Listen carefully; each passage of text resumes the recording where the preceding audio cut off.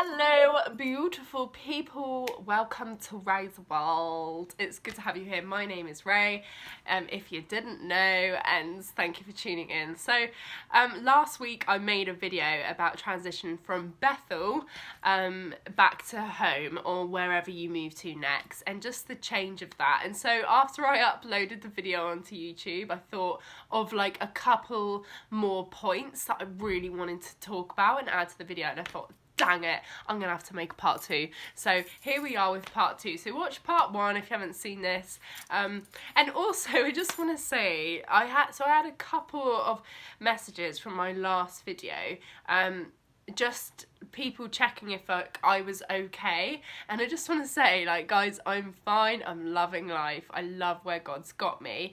And because in my last video it sounded like maybe a bit like, I don't know, like I was really struggling, and there's joy and challenges, and that is life, you know. So if it seemed like I was, you know, I don't know, I don't even know how I come across, but I just want you to know I'm just talking honestly about the change that we go through after Bethel. But there's so much hope. There's so much hope and there's so much joy along in that journey. Sorry if it come across like it's not a joy, you know, or something to dread, you know. Anyway, so these are just a couple more points that that might really help you guys just with you change after being at Bethel. Like I said in the last video, so Bethel is an incredible place. You're learning from leaders that are known all over the world, and they are just the most incredible people, the most amazing relationship with God, and you hear the most amazing testimonies every single day. You get to go to church every day and worship God to great music as well, because Bethel do music so well. You know, it's just, everything is just great, and you're constantly being encouraged in your faith, and it's brilliant. And then coming out of that, it's very different, you know. It's not real life, you know. So, and obviously, like, you've got everything inside you, but it's not the same environment. Like, let's be honest, it's completely different. So let's go straight into the points. So number one, community, right? Get plugged into a church, guys. So it's going to take a while for you to build community. It will take a couple of years to build community. And even for me, like, I moved back to somewhere where I lived before, and, you know, I've got friends that I've had for years, I've got family, but still it's brand new, and there's new people in the church, and there's new things happening, and you know, and you are building again. So do not be discouraged. Don't just go to a church for like 2 months or a few months and be like, oh, I'm not making any mates, or I don't feel any depth or connection. Like, keep going, get plugged into a church. Don't wander around. Don't wander around, because building friendships takes time.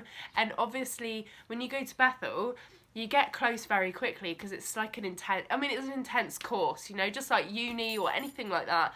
You get to know people very quickly because you're together like all the time and la la la. But obviously, like, in life, people have got their own jobs, and, like, you know, things are different. But just be patient. Be patient. Make an effort with the people around you. Choose the people around you. And by no means, I'm not saying, like, obviously there'll be some of you that are going back and you'll be looking for a new church, and it's totally fine for you to find your church, you know. But that's what I mean, find a church. So find a church, get plugged in, get rooted, accept that it's going to take a couple of years for you to build a new community and build depth in new relationships, and that is totally okay. Number two, know that your job, your occupation is to be the light, okay? You're a city on a hill. God declares that over you. That's what his word says. You are a city on a hill.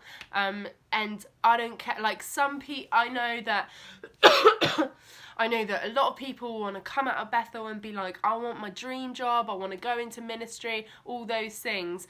But for a lot of people that won't be the case. You might have to work in a low-key job, you know, for a while, or maybe like for a few years, you know, you might be doing a job that you didn't want to do, but remember that you are called to be a light wherever you are. That's your job. You wake up every day. Your goal every single day is to just share Jesus with the world, share the love of God with the world, share the gospel, serve people. That is your call. That is your call. So, and yes, your dreams are important. Pray over them.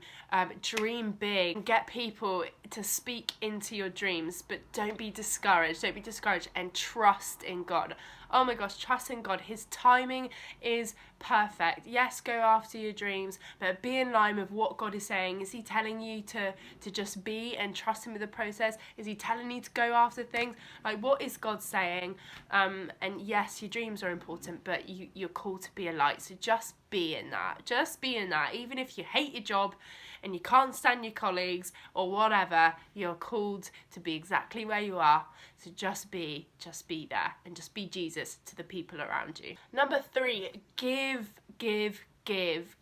generously, give away. I love the parable of the talents, and it talks about how if you don't steward your giftings, if you don't steward what God's given you, you'll lose it, basically. You'll lose it. So everything that you learn at Bethel, steward those things.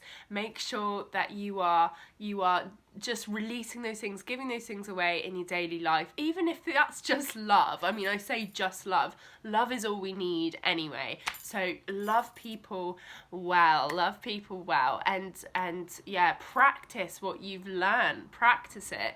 Like, you know, it's easy for us to get inspired by what God's saying, or a good preach, or people in our life that inspire us, and we see their lives and we're like, oh, I aspire to be like that.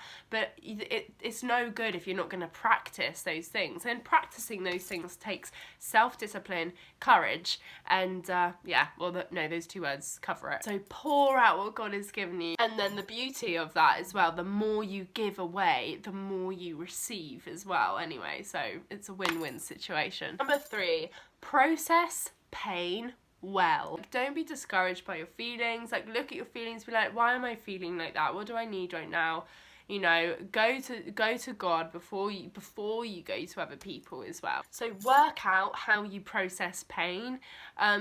So for me, you know, in my last video, I spoke about dancing on disappointment. So when I dance, it is actually a way I process pain. And even not only, you know, in my own personal time, because I like to use dance as fitness because it keeps you fit as well, but when I'm out, even, you know, if I go out with my friends and I'm dancing, you know, for me, it's so freeing. It really is. It sounds weird, but you dancers, any dancers out there, you'll know exactly what I mean. It's actually such a freeing thing, and it is a way of dealing with pain as well. Like, you know, but know how to process pain well. Journal things out, or talk things out. Talk to God about everything. Talk to your people about everything that you trust. Get vulnerable, guys. Be vulnerable with the right people, because you will deal with challenges, guys. Life isn't perfect. There's gonna be pain in your life, so just deal with that pain well before responding to it. You know, deal with it before responding to it. Number 4, finally, so celebrate what God is doing. So what you celebrate will grow. On any days where you feel negative, or you're maybe being a bit overly critical, I know I've had those days where I've just been critical. Why can't we do things like that? Why that doesn't work? You know, instead of getting frustrated, be like, I see that's happening and I love that and I celebrate that. God, that's awesome. Keep doing that, you know, and celebrate what God is doing in people. Celebrate the small thing. Celebrate what God is doing. God is always doing something, and it's so important to give thanks anyway. God is really passionate that we do that, and it's constantly in the Word of God about us giving thanks and rejoicing, you know, despite the circumstances.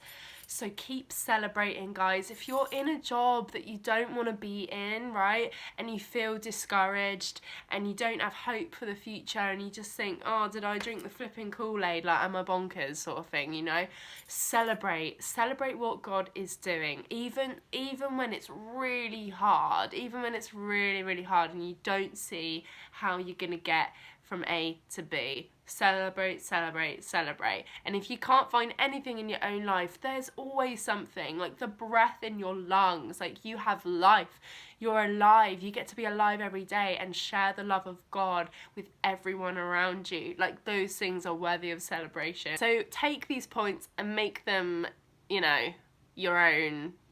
Just like put your own little swirl on it. This is me. Anyway, guys, you're freaking awesome, and yeah, right, just ride the wave, be vulnerable, don't isolate yourself, communicate with people, get rooted, build, build, build, and celebrate what God is doing. Okay, well, I think that's it. I'm going now, guys. Be blessed. I love you, I believe in you, and I will see you next week.